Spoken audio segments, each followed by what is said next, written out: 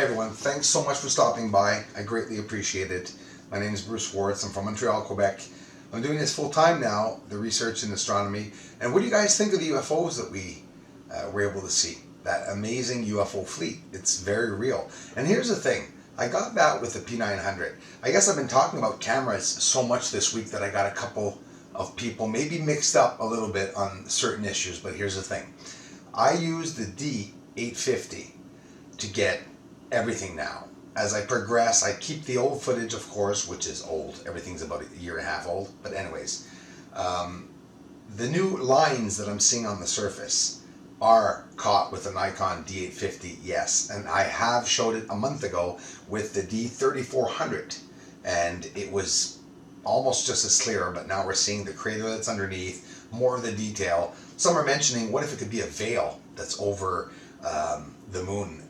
Because some people believe it could be a holographic image. Hey, absolutely, it would make sense that these big, gigantic cable lines or power source of some kind would be over certain areas of the moon, maybe even the whole moon. And maybe we're only going to see that when we up the megapixels and quality of the cameras. But that's what I'm doing, and guys, it's expensive, so we're doing that step by step. And thanks to the community, we had this amazing telescope. It's thanks to you guys that this channel is here. You and me together, we're going to show the world what's out there. We're getting better and better quality images, and that's the amazing thing. But yes, I am finding the same things with other cameras. So here's the thing. I want you guys to understand that the surface of the moon has a haze and or a cloud. Man-made or not, alien-made or not, I can't prove that. But I know for a fact that there is, because when you see the 14-inch telescope that I have with the beautiful high megapixel camera, it's a $5,000 camera without the lens. And I'm not saying that to brag, because I know if you're like me, I want to know what the cost is of the equipment that I'm using, that someone is using to be able to get this on the moon, because I know many are not. And it's not only about the quality of the camera. It's about slowing down the footage. I can't say it enough. If we don't slow down the footage a little bit, a lot, we're not going to see any of this occurring. Having longer uploads, like 15, 20 minutes, half an hour videos, I would always do an hour a day. I swear to you, I really would. But it's the upload time that's long. But by getting these 10, 15 minute videos out, you're seeing a lot of the research, and you're seeing up to date where I'm at in the research, every finding on the date, the day after. I always post my findings and stuff. But I want you guys to know that these UFOs that are on the surface are being caught on the surface with the 8D50, and they were also caught with the smaller telescope and the Nikon D3400, but it was not as clear. As for how I'm finding the daily UFOs, that's very easy, because now listen up what I'm going to say. I've said this many times, but it's going in one ear and out the others for some of you. When I slow down the footage, if I take 15 seconds of footage and slow it down to 2 minutes, I can see anywhere from 50 to 100 different UFOs, lights, flashes, hazes moving over, the clouds are moving over. When you slow down something, it's absolutely incredible. Take the time today to go look online, anywhere on YouTube, at a slow motion explosion or at a slow motion lighter, as stupid as that, which I have myself here that I made many years ago on YouTube. You can see all that goes on in a slow motion state, because there are so many things occurring that our eyes are not capturing that at all. You have to slow it down to see it. The same for that UFO, amazing UFO fleet that I caught that was last year. I didn't see it because I had never slowed that footage down.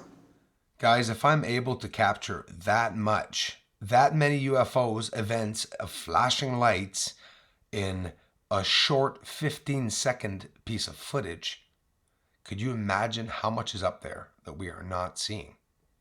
In no way are we alone. Also, very good news with the Nikon D850. I'm able to find a lot of new fine details on the surface and exquisite color that I've never seen with any camera before, because by upping the quality, Even though it's an expensive camera, we're going to go see a lot. The next investment, and I'm not talking about the fundraiser, but I'm talking about from me, is I will be saving my money to be able to invest in an amazing camera so that we can go properly see stars. I want a camera not behind my telescope. I want a good camera too in my hand outside. And we will, but we're going to start off with what we have now because we have one hell of a setup to be able to find. Oh, guys, can you imagine what the UFOs are going to look like passing by here? I have to say, I'm surprised not seeing UFOs pass by in front of the telescope like this. I think it's because I'm too close up to the surface. I think they're maybe being ruled out because, funnily, with the, is that a word? With the P900, the Nikon P900, they really do, and I hate the image of it. It's a brown moon, but it shows the UFOs. It catches them, the flyby, because you can zoom out and see the whole sphere. But that's the whole ideal, being up close.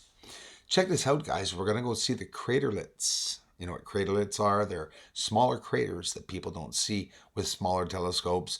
And this I did not see with my 4-inch telescope, that's for sure. Even with the D3400, these craterlets were hard to see.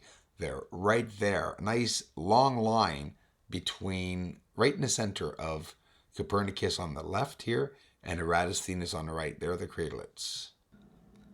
Bugs and birds do not show up when I'm pressed up against the surface. Even at this distance, a bird would not appear. And if it would have to be extremely far out and you would very clearly see its silhouette. Very easy to distinguish the difference between bugs, birds, dust, pollen in the air. Many ways to trick people, but there's also many ways to find out if videos are real or not. I remember 2.5 years ago, the biggest thing that made me laugh the most when I think of it today are the ones that told me in the community, well, you're going to have to keep producing these UFOs with the different devices you're going to buy. And 2.5 years later, there's still some people that don't believe and that still try to deny it. But hey, we're here. We're a good bunch now. And I know you're enjoying it. And guys, so much more on its way. I'm going to get another video up later tonight, working on some nice close-ups. Thanks for watching, everyone.